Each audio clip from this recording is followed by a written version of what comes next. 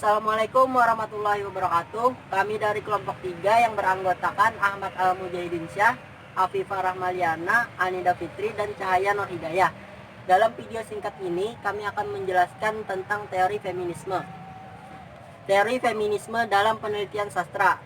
Feminisme lahir pada awal abad ke-20 yang dipelopori oleh Virginia Woolf dalam bukunya yang berjudul A Rome of One's Own pada tahun 1929. Secara etimologis, feminis berasal dari kata femme yang artinya woman, berarti perempuan yang bertujuan untuk memperjuangkan hak-hak kaum perempuan sebagai kelas sosial. Tujuan feminis adalah keseimbangan interrelasi yang lebih luas. Feminis adalah gerakan kaum wanita untuk menolak segala sesuatu yang dimarginalisasikan, disubordinasikan, dan direndahkan oleh kebudayaan dominan, baik dalam bidang politik dan ekonomi, maupun kehidupan sosial pada umumnya. Teori feminis sebagai alat kaum wanita untuk memperjuangkan hak-haknya erat berkaitan dengan konflik kelas ras, khususnya konflik gender. Dalam teori sastra kontemporer, feminis merupakan gerakan perempuan yang terjadi hampir di seluruh dunia.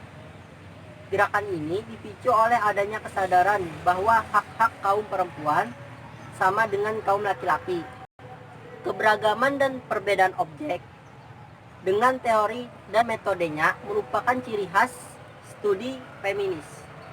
Dalam kaitannya dengan sastra, bidang studi yang relevan diantaranya tradisi literer, pengarang perempuan, pembaca perempuan, ciri-ciri khas bahasa perempuan, tokoh-tokoh perempuan, dan lain sebagainya.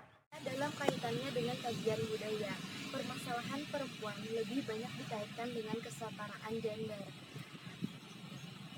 Feminis khususnya masalah-masalah mengenai wanita pada umumnya dikaitkan dengan emansipasi, dan di mana emansipasi ini adalah gerakan kaum perempuan untuk menuntut persamaan hak dengan kaum laki-laki, baik dalam bidang politik dan ekonomi maupun gerakan sosial budaya pada umumnya.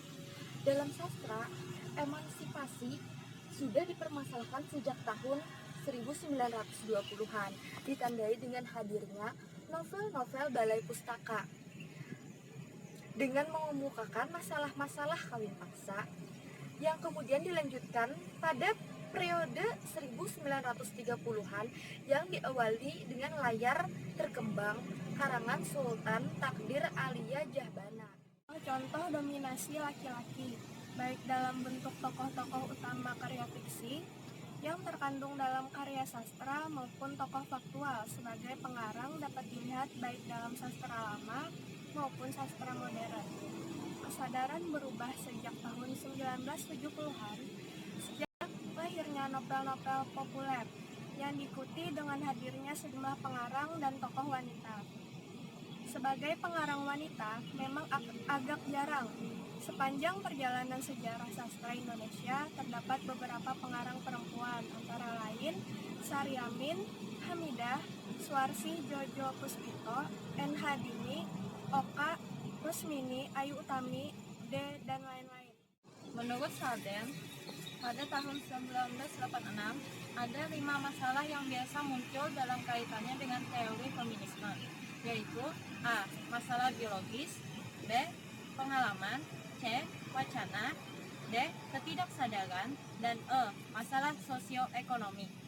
Perdebatan terpenting dalam teori feminisme timbul sebagai akibat masalah wacana, sebab perempuan sesungguhnya termarginalisasikan melalui wacana yang dikuasai oleh laki-laki.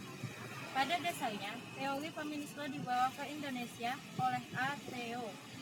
Kenyataan ini pun sekaligus membuktikan bahwa teori-teori barat dapat dimanfaatkan untuk menganalisis sastra Indonesia, dengan catatan bahwa teori adalah alat bukan tujuan. Pemikiran feminisme tentang kesetaraan gender sudah banyak diterima dan didukung baik oleh kalangan perempuan sendiri maupun oleh kalangan laki-laki. Dukungan ini terlihat melalui penerimaan masyarakat terhadap kaum perempuan di bidang-bidang yang tadinya hanya didominasi oleh kaum laki-laki. Melalui tulisan dan media. Sekian pemaparan materi teori feminisme dari kelompok kami. Wassalamualaikum warahmatullahi wabarakatuh.